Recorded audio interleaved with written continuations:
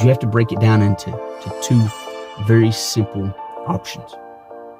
You can be the class that rules your life, or you can be in a class that depends upon others and is thus ruled by them, their beliefs, their dreams, their values, their ambitions. Who are you? What do you want to be? Do you recognize that you have the ability to create your own life? Gentlemen, what's going on? This is the Better Man channel, where we choose to create something that veers off the path of mediocrity, that beaten and worn path that everyone else is blindly walking down. I recently read that it's the victorious ones, the winners in history, that write history, which makes sense, but their views and their perceptions can often be skewed because, of course, they're going to paint themselves and their characteristics in a more favorable light. And we see the defeated, the enemy, painted in a less favorable light. And it got me thinking that to take ownership of your life, to be victorious in your life, and to choose to become a creator of your own destiny allows us the freedom to write our own history. We don't follow anyone else's particular and subjective ideas of what it means to exist, of what it means to be successful. We chart out our own course in accordance to our particular values, beliefs, dreams, ambitions, and we become creators. The larger part of success, the larger part of power, is the will to achieve success, the will to achieve power. Do we have the will to become the men that we know we're capable of? The sad truth is that the majority of men would rather be ruled because of comfort. Tell me what career to choose. Tell me how I'm supposed to behave. Give me a set of guidelines to follow, and I'll imprison myself in comfort. It's that minority of men that choose power, that choose the will to achieve success, that begin to course out their steps in accordance to their particular ambitions and dreams. Those are the men that achieve success.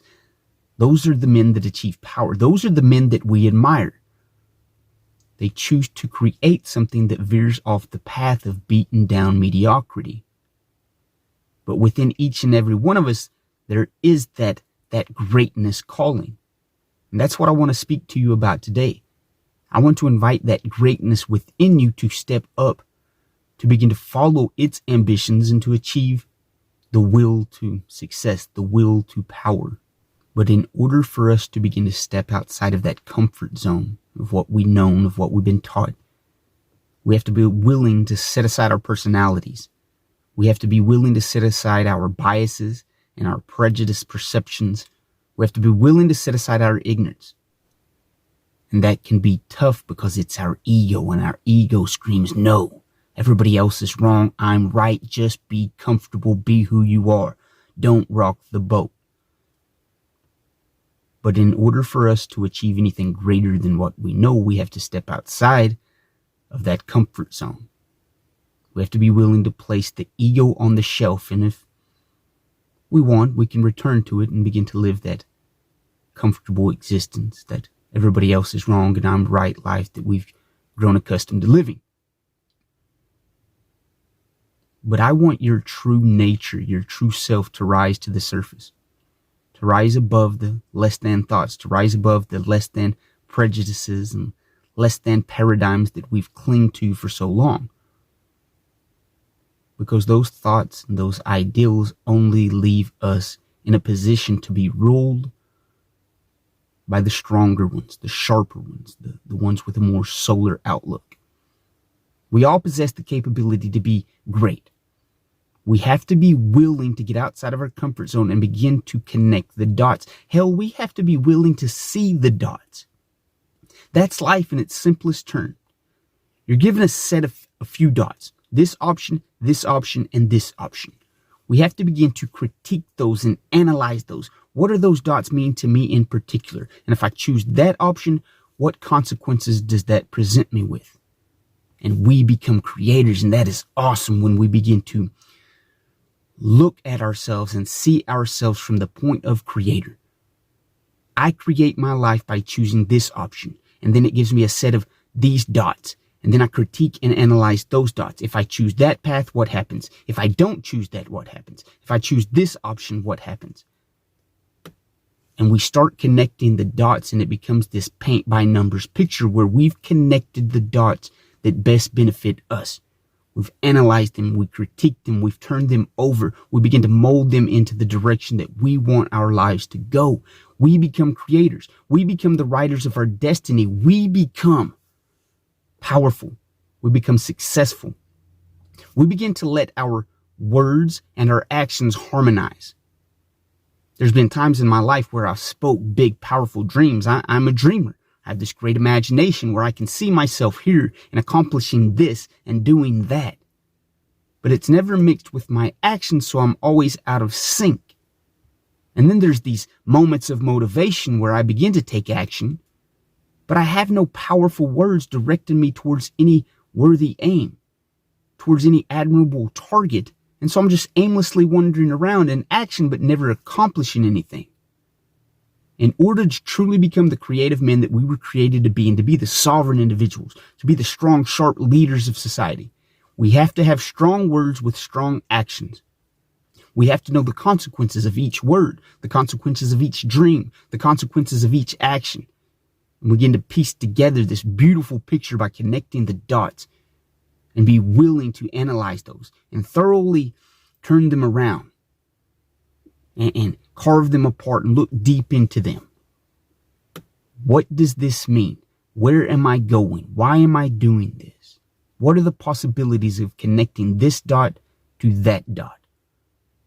And we become creators. The greatest gift you're ever going to recognize within yourself is that you have the ability to create. Every choice you make today creates something or destroys something. If I choose to eat 5 cheeseburgers and 2 pizzas, that destroys the ability for me to become healthy, for me to shape and mold my body. If I choose to watch an intellectual video, if I choose to read that book that's been on the shelf for 2 years, then I create a sharper mind. I create the ability to learn something new, which gives me other options. In life, we have the ability to write our own history. We have the ability to achieve success, to achieve power. But we have to push aside the limitations, the personality, the ego that says, just be still and be comfortable. It's the great men. We all know them that take risk, that put aside their biases and seek out the unknown where there's something greater. That's called greatness. That's called the writers of history. The question we have to begin to ask ourselves, do I have the will to succeed? Do I have the will to become powerful? Am I listening to the voice of greatness? Am I stamping myself with that stamp of approval that says, be more, become more? It's within every one of us. But you have to break it down into 2 very simple options. You can be the class that rules your life, or you can be in a class that depends upon others and is thus ruled by them, their beliefs, their dreams, their values, their ambitions. Who are you? What do you want to be? Do you recognize that you have the ability to create your own life? Can you shelve the ego and the personality and let your true nature raise to the surface? I love you guys. You'll hear from me next episode.